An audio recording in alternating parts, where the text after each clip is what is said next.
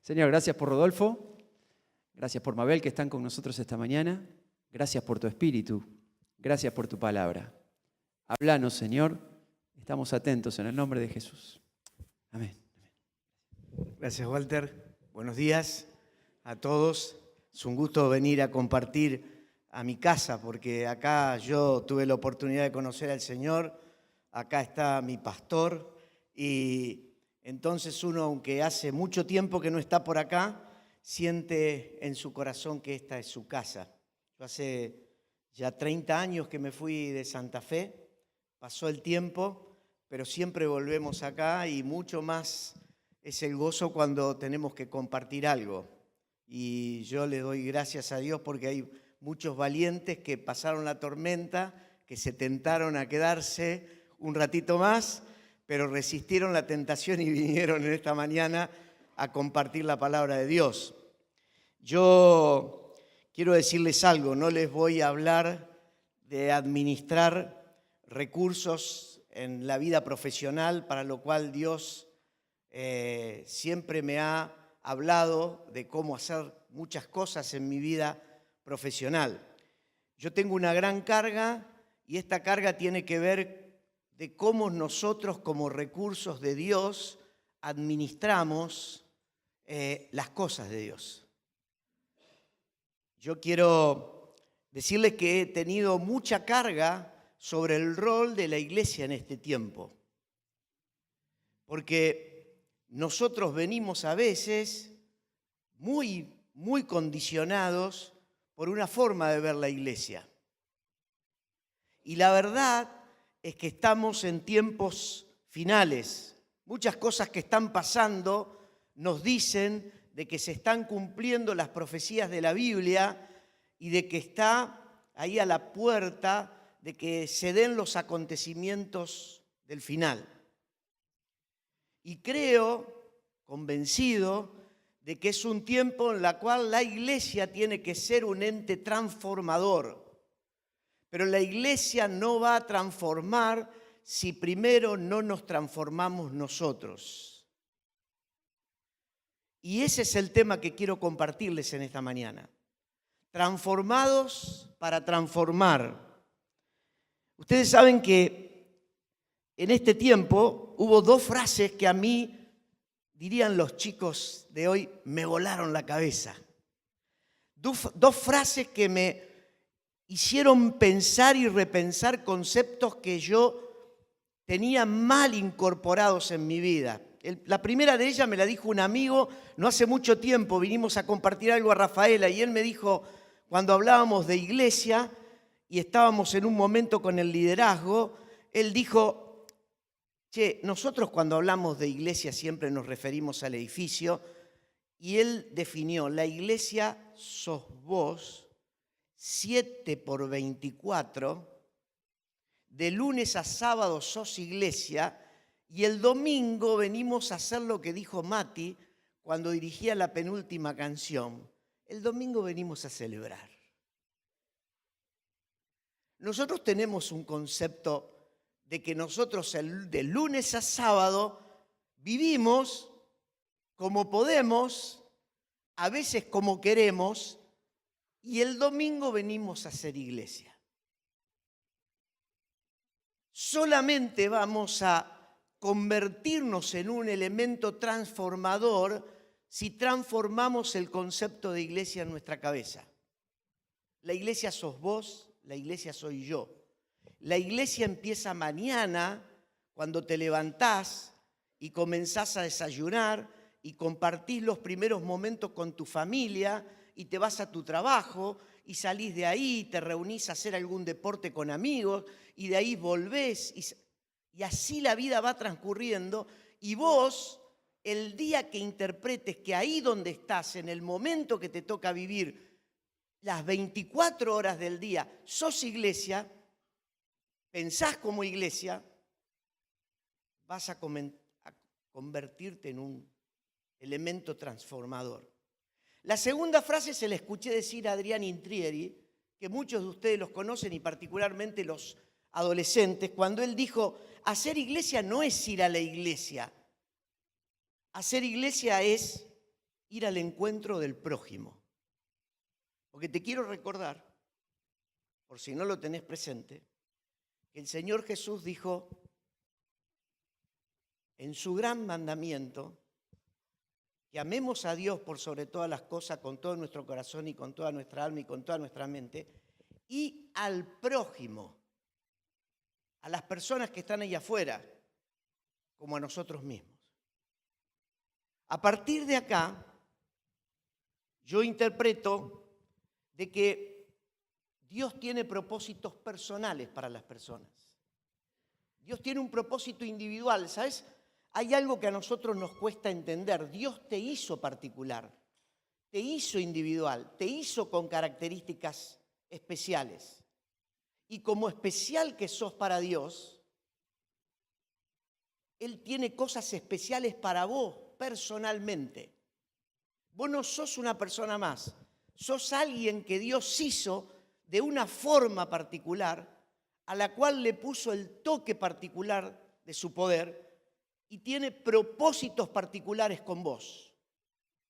Entonces, cuando uno une que somos iglesias individualmente y que somos personas que tenemos un propósito, somos recursos de Dios. Cuando Walter decía, ¿cómo administramos nuestros recursos? A mí se me viene a la mente esta reflexión, ¿cómo nos administramos a nosotros mismos? Porque nosotros somos eso, somos recursos en manos de Dios. Somos personas que Dios en su soberanía y que a la cual nosotros no podemos entender, nos tocó a nosotros, que somos personas limitadas, nos eligió para usarnos, para cumplir su propósito aquí en la tierra. Fíjate qué grande que somos para Él, que nos ha elegido a nosotros muy pequeños para cumplir sus propósitos. Y te quiero decir la segunda cosa, si estamos para cumplir los propósitos de Dios, son demasiado grandes los propósitos de Dios para que nosotros los limitemos a lo que hagamos acá en la iglesia. ¿Y sabes algo? A veces nosotros nos limitamos a pensar como iglesia adentro de la iglesia. Nos convencemos que el trabajo para Dios es solamente acá adentro. Estamos a veces con la cabeza puesta tanto solo en las actividades de la iglesia que nos autolimitamos como recursos que Dios quiere usar. De eso quiero hablar en esta mañana. Si ustedes me preguntaran a mí en esta mañana, Rodolfo, el día que vos te vayas con Dios, ¿qué te gustaría que digan de vos? ¿Qué te gustaría que mencionen ese día cuando te despidan tu cuerpo? Pero no como un compromiso, sino como algo real que dejaste en la vida. Y ahí les digo, este pasaje que vamos a leer es el apóstol Pablo hablando en Antioquía y refiriéndose a David. Es lo que me encantaría que alguien diga de mí. Pablo dijo de David, ciertamente David, después de servir a su generación, a su propia generación, ¿conforme a qué? ¿A sus deseos? ¿Conforme a sus ganas? ¿Conforme a su interpretación? No. Conforme al propósito de Dios, murió. ¿Cómo me encantaría que cuando Dios me mire y tenga que emitir un juicio sobre mí, Él que conoce los corazones, me pueda decir, Rodolfo sirvió a su generación según el propósito mío. Me siento tan lejos, me siento tan pequeño frente a esa definición que termina siendo un gusto, un deseo, pero que también es un desafío para su iglesia. Por eso yo quiero hablarles de dos temas en esta mañana. El primero de ellos quiero hablarles de lo que es cumplir el propósito de Dios. Sobre la base de que Dios tiene propósitos individuales, que Él quiere hacer cosas individualmente con vos. Que un facilismo nuestro es creer de que estamos bien con Dios cuando venimos a la iglesia, cuando asistimos a las reuniones, cuando lideramos algún grupo y creemos que ahí termina la historia. El propósito de Dios es mucho más grande que eso. Y el segundo punto, que tiene que ver con un momento especial de nuestro país y donde yo considero que la iglesia tiene que jugar un rol mucho más activo, es servir a esta generación. Vamos por el primero, propósito de Dios. Yo quiero decirte que lo primero que tenés que tener en cuenta para que Dios pueda trabajar el propósito, su propósito en tu vida, lo primero es tener un corazón preparado. Este David, que fue un hombre de Dios grandísimo, tremendo, hay algo que lo define claramente. La Biblia dice en lo que es un corazón preparado, en Hechos capítulo 13, versículo 22, que cuando él tiene que salir a suplir a Saúl, que era el rey, y él convertirse en rey, el testimonio de Dios fue tremendo. He encontrado en David un hombre conforme a mi corazón y algo mucho más profundo, que realizará todo lo que yo quiero. ¿Y sabes algo? Cuando uno se pone en contacto con Dios con el deseo de ponerse a su servicio para cumplir su propósito, no hay forma de hacerlo si no tenemos el corazón preparado para hacer lo que Él quiera. Vamos a ponerlo en términos futbolísticos, Él marca la cancha. La cancha no la marcamos nosotros. Él dice dónde jugamos el partido. Él dice cómo quiere que lo juguemos. Él es el que define en dónde, cómo, cuándo nos va a poner y dónde nos va a usar.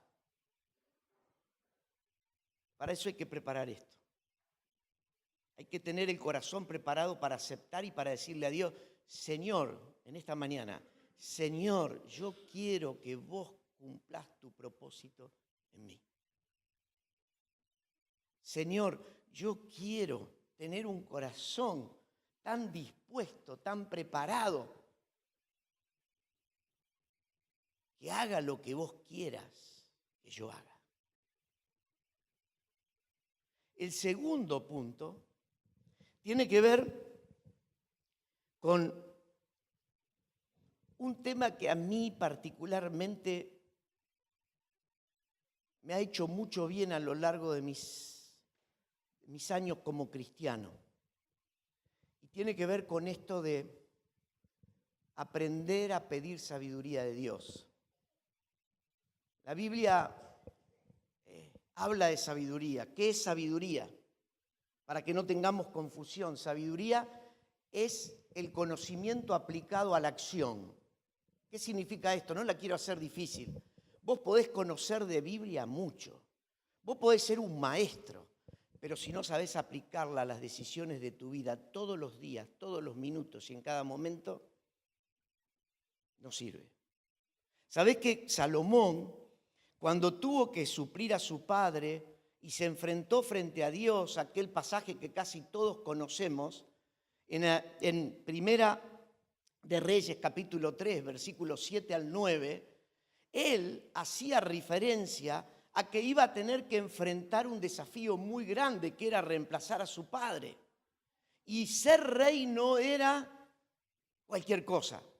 Y no estaba, como a veces somos nosotros, obnubilado claramente por el cargo, sino estaba preocupado por el cargo que le iba a tocar. Y entonces se enfrentó con Dios y le dijo, ahora Señor mi Dios, me has hecho rey en lugar de mi padre David. Aquí me tienes, un siervo tuyo en medio del pueblo, un pueblo tan numeroso que es imposible de contarlo. Yo te ruego que le des a tu siervo discernimiento para gobernar este pueblo. ¿Vos sabés algo? Yo he notado que los cristianos no le piden a Dios sabiduría. No está en el radar de las peticiones. Pedimos por prosperidad, pedimos por que Dios nos guíe, que nos dé, que nos haga servir a la iglesia, que nos haga tener una buena familia. Pero no veo que esté en el radar pedir sabiduría, discernimiento para cada decisión que vamos a tomar. Los grandes líderes de Dios, los que impactaron, se destacaban porque tenían una gran sabiduría a la hora de tomar decisiones. A lo largo de estos años, en lo que me ha tocado hacer tanto en la iglesia como en mi vida profesional, estoy seguro que hubiera acertado solamente el 5% de los desafíos que tuve si no hubiera pedido a Dios sabiduría. Uno tiene que tomar decisiones entre opciones y cree que no tomar las decisiones es algo saludable. Pero para que Dios pueda actuar, tenemos que actuar nosotros. Y para actuar nosotros tenemos que tener discernimiento. El discernimiento, la sabiduría que viene de Dios. Santiago capítulo 1 dice, si a vos te falta sabiduría, pedísela a Dios que Él la da abundantemente. ¿Cuántas veces vos venís acá con una indefinición de tantas cosas, de decisiones que tenés que tomar en tu vida, y nunca pusiste en el radar de tus peticiones el pedir discernimiento de Dios? Para poder cumplir con el propósito de Dios, tenés que tener un corazón dispuesto, pero después tenés que saber cómo actuar. Y cada decisión que tomes y cada paso que des tiene que ser con mucha sabiduría. Uno de los personajes que a mí más me impacta de la palabra de Dios es Daniel. Daniel fue una persona que hizo cosas maravillosas, pero algo que a mí me impacta es que él impactaba por la sabiduría que tenía a la hora de discernir las cosas. Y el tercer punto, para ir más rápidos y para que podamos avanzar con celeridad, yo te quiero hablar del tercer punto en el propósito de Dios, es la fe. Porque, ¿sabes? Corazón dispuesto, sabiduría para actuar, fe para creer que Dios va a hacer que se cumpla su propósito. David, este que vivió en el propósito de Dios, fue un hombre de Dios que en los Salmos dijo, yo sé que Dios va a cumplir su propósito en mí. La pregunta es, ¿vos conocés cuál es el propósito de Dios para tu vida? Hace un tiempo estuve en una reunión de liderazgo donde había mucha gente. Y quien lideraba esa charla nos hizo una pregunta punzante. Fue como una espada que entró y que no supimos responder. Dijo, ¿vos sabés cuál es el propósito de Dios para tu vida? Bueno, servir en la iglesia, servir en la iglesia es parte de lo que vas a hacer. ¿Qué es lo que Dios quiere hacer con tu vida particularmente? En la iglesia, fuera de la iglesia, con tu familia, en tu trabajo, en las actividades de todos los días. Hay una historia que a mí, si la conté alguna vez, me van a disculpar, pero ha impactado mucho en mi vida. Hace muchos años, hubo una película que los más viejos por ahí la van a recordar conmigo, que se llamó Carrozas de Fuego. Carrozas de Fuego es una película que tuvo un Oscar y que contaba la historia de 3 estudiantes en la universidad en Escocia que competían y se preparaban para las Olimpiadas del año 1924, que eran en Francia. Y ahí había un personaje que se llamaba Eric Liddell. Búsquenlo en Google, Eric Liddell. Eric era cristiano y tenía un llamado misionero, y la película lo muestra. La película no es cristiana, tuvo un Oscar y muchos premios. Y cuando Eric estaba en un momento, hay una frase que a mí me impactó y que tiene que ver con lo que estamos hablando esta mañana. Y él estaba corriendo en Escocia porque era un escocés, y viene la novia, y cuando termina de practicar, le dice: ¿qué haces corriendo? Tenemos un llamado misionero nosotros. Y él le dice algo así: es así, tenemos un llamado misionero que a su tiempo vamos a cumplir, pero te quiero decir algo. Yo siento que Dios me hizo rápido para correr. Y cada vez que corro, siento que Dios se complace conmigo. Chan, chan. La chica lo miró y él siguió entrenando. La historia es mucho más larga. Fue campeón olímpico en 1924. Jugó como wing en rugby en la selección de Escocia y murió como misionero en la China. ¿Saben cuántos años tenía cuando murió? 45. En 45 años tenía claro cuál era el propósito de Dios para su vida. Jugó en la cancha que Dios le marcó donde tenía que jugar.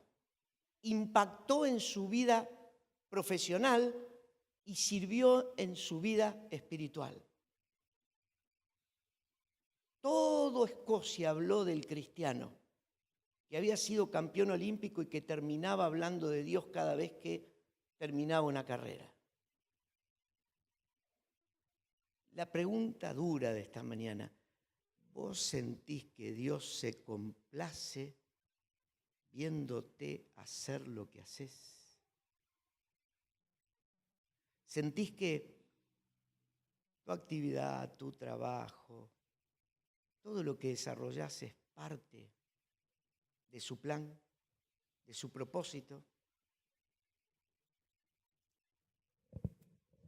Segundo tema, vamos rápido. Vamos a hablar de servir a esta generación. A nosotros nos encanta mucho hablar del amor de Dios. Nos encanta hablar de cómo nos rescató de lo más profundo. Yo ya le he contado lo que Dios hizo en mi vida y cómo me rescató a los 20 años en el peor momento de mi vida. Pero hablamos poco de qué hacemos nosotros por los demás. Yo quiero decirte que servir a esta generación significa cosas profundas y compromisos profundos de parte nuestra con aquellas personas que no tienen a Dios y que necesitan a Dios. Lo primero es que tenés que tener un poco más de atención por las personas que están allá afuera. ¿Por las de acá adentro? Sí, acá somos amigos, acá somos hermanos, acá hablamos el mismo idioma, acá disfrutamos de la comunión, acá celebramos juntos los domingos. Pero ¿sabés algo? Cuando vos sos iglesia y salís el lunes, tu actitud, tu generación está acá afuera. Y muchas veces andamos por la vida casi sin prestar atención, casi sin compasión, casi sin generosidad, haciendo la nuestra.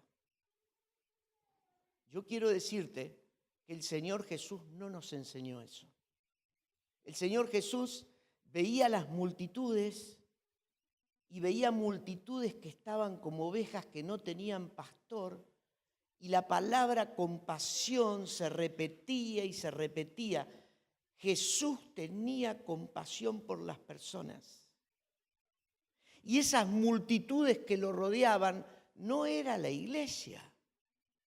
Eran personas desvalidas, necesitadas, enfermas, con hambruna, con necesidades. Y el Señor, aún con los discípulos que siempre vivían en ebullición con Él, vivían ansiosos por escucharlo, a tal punto era la ansiedad que se olvidaban de los que le rodeaban. El Señor se encargó de acomodar. Y Él dice, la palabra de Dios, que miraba las multitudes, que tenía compasión, y que cuando los discípulos quisieron sacarse de encima a la gente, porque se hacía tarde, Él dijo, ustedes le van a dar de comer. Yo te quiero decir algo. Tenemos un país con casi 30% de pobreza. No estoy haciendo política. Esto es estructural. ¿Y qué va a jugar la iglesia ahí? Ayer a la mañana tuve una satisfacción personal. Se las quiero contar. Porque a veces la iglesia no asume lo que significa ser generoso. Estaba escuchando la radio a la mañana. Para los que escuchan radio por ahí, estaba escuchando el programa de Marcelo Bonelli en Radio Mitre. Y resulta que dice, vamos a sacar al aire a una persona que yo tengo el gusto de conocer. Se llama Juan Fera. Esto no te dice nada. Juan Fera es el dueño de Maxi Consumo y es el dueño de la marca Marolio. ¿Habrán escuchado?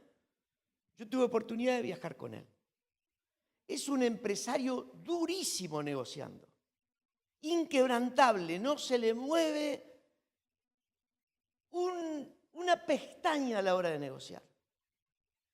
Pero tiene una generosidad así de grande.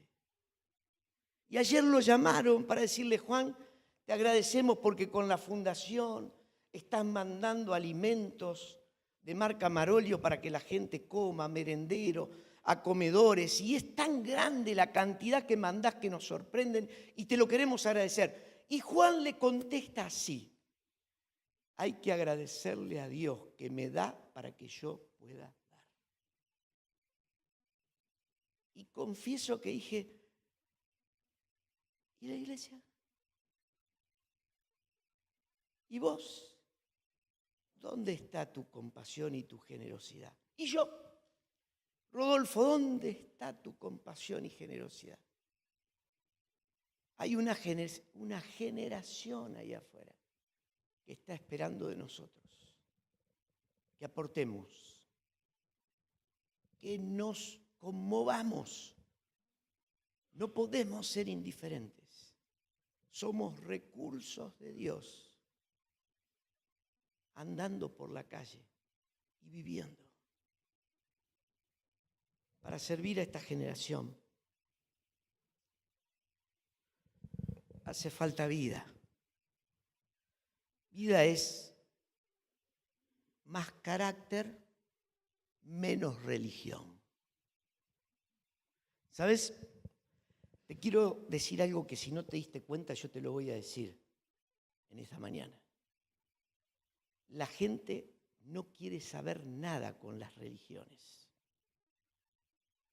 Las personas están defraudadas de ver mucho que se predica que no se cumple en la vida de las personas.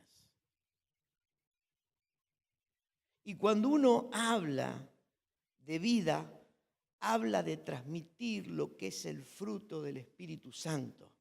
Y el fruto del Espíritu Santo tiene que ver con esto, con alegría, con paz, con paciencia, con amabilidad, con bondad, con fidelidad, con dominio propio, con humildad. Eso es un carácter formado de acuerdo a lo que Dios quiere. Y yo les puedo asegurar de que vamos a comenzar a transformar la sociedad en tanto y en cuanto las vidas nuestras se muestren transformadas hacia afuera. Ya no vamos a poder transformar nada viviendo una vida particular y una vida en la iglesia. La gente está decepcionada. Yo me he encontrado en reiteradas oportunidades con personas que irónicamente se me ríen en la cara por testimonios degradantes de los hijos de Dios. Personas que tienen autoridad en la iglesia, pero que no tienen autoridad en la vida. Personas que a lo mejor trabajan en la iglesia, pero que no validan en su vida privada las cosas que Dios demanda. Vamos a servir a una generación cuando nuestras vidas muestren transformaciones, porque solo vamos a transformar cuando nos transformemos nosotros. Es imposible que la iglesia transforme si no hay vida. Y quiero decirte algo. No se puede suplir la vida con servicio en la iglesia. La Biblia dice, no digo yo, la Biblia dice que a Dios no le importan los sacrificios, sino que le importa la obediencia. Y la obediencia está alineada con una vida agradable a los ojos de Dios. ¿Querés servir a esta generación? Empezá a transformar afuera. Allá afuera hay gente que está esperando ver modelos. ¿Querés que te cuente algo? Han proliferado religiones no tradicionales porque aparecen personajes que se muestran en su vida con atributos que deberían ser practicados por los cristianos. Más carácter, menos religión. Y por último, para que vayamos cerrando, vamos a hablar de valores. De valores. Yo te quiero decir esto, uno de los desafíos más grandes de mi vida ha tenido que ser mi trabajo. Porque, ¿sabes algo? Cuando uno va creciendo en una organización, es muy normal que cuando más se crece, más se concede. Cuando más alto llegás, más cosas tenés que conceder. Y Dios está esperando que aquellos profesionales, empresarios que tienen hoy la fe cristiana, empiecen a mostrar los valores de la fe cristiana. Yo le decía que a mí me encanta la vida de Daniel. A mí me impacta la vida de Daniel. Porque Daniel es el típico personaje que jugó los partidos en lo más alto de la pirámide organizacional de los reinos en los cuales le tocó compartir. Siempre tuvo puestos de preeminencia, pero fíjense que la palabra de Dios lo ilustra como una persona que decidió no contaminarse, era un gran administrador de recursos, era digno de confianza, nunca negó a Dios. Los reyes terminaron reconociendo el poder de Dios por la vida de Daniel. Y Dios lo prosperaba. Dios lo prosperaba. Quizás en esta mañana nosotros digamos demasiado pesada la carga que nos estás tirando. Pero lo cierto es que los valores marcan la diferencia. Y a mí hay una fotito que saqué que me encanta, de un personaje que impactó a su generación, que se llamaba Martin Luther King. Y King dijo algo que yo quiero que lo leamos, está muy chiquito ahí, y si no lo alcanzan a leer, yo se los voy a leer. Dice, la cobardía hace la pregunta, ¿es seguro lo que tengo que hacer? La conveniencia hace la pregunta, ¿es políticamente correcto? La vanidad hace la pregunta, ¿es popular lo que voy a hacer? Pero la conciencia hace la pregunta, ¿es correcto? Y llegó el momento en que uno debe tomar una posición que no es ni segura, ni política, ni popular, pero uno la debe tomar porque es la correcta. Eso es valores. Y la iglesia tiene que transmitir valores si va a transformar esta generación. Quizás en esta mañana vos estés allí pensando, bueno, ¿qué me querés decir con esto? Con esto te quiero decir que si no nos transformamos, no vamos a transformar. Que somos recursos pequeñitos, recursos de Dios, y que a Él le ha complacido que seamos los recursos que Él va a usar para cumplir con su propósito. Somos los recursos que Él va a usar para transformar esta generación. Somos los recursos que solamente alineados en el plan de Dios vamos a trascender. ¿Y sabes? Cuando nosotros estamos alineados con el propósito de Dios, cuando nosotros estamos alineados en el servicio generacional, cuando nosotros podemos poner arriba de la mesa compasión, generosidad, vida, carácter, menos religión, cuando estemos dispuestos a hacer lo correcto, va a pasar como pasó con Daniel, como pasó con José, como pasó con David, como pasaron con los personajes bíblicos, que ellos no cumplieron un propósito adentro de la iglesia, cumplieron un propósito en su tiempo con su generación.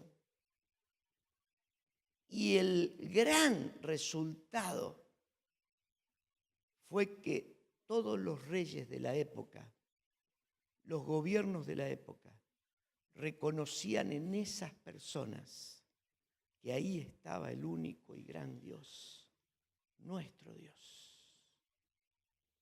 Este es el desafío.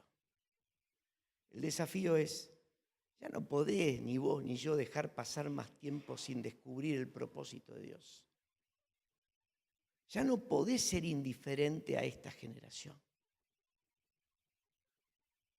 Ese es el desafío en esta mañana. Quizás en esta mañana hablamos de transformación y hablamos poco del que nos transformó por primera vez. Yo quiero hablarte de ese Jesús los últimos 2-3 minutos para decirte que la transformación más grande que podemos recibir como seres humanos es ser perdonados por nuestros pecados, ser transformados. Anoche estaba compartiendo un mensaje con un grupo de jóvenes mayores en la iglesia de Belgrano. Y cuando terminó la reunión, un chico, yo estaba apurado para irme porque mi hija tenía que tocar con un grupo y uno a veces se pierde y no se da cuenta de las necesidades. Y él me dice, 1 minuto, y le digo, sí, tengo 1 minuto. Y él me dice, mira, yo quiero compartirte algo.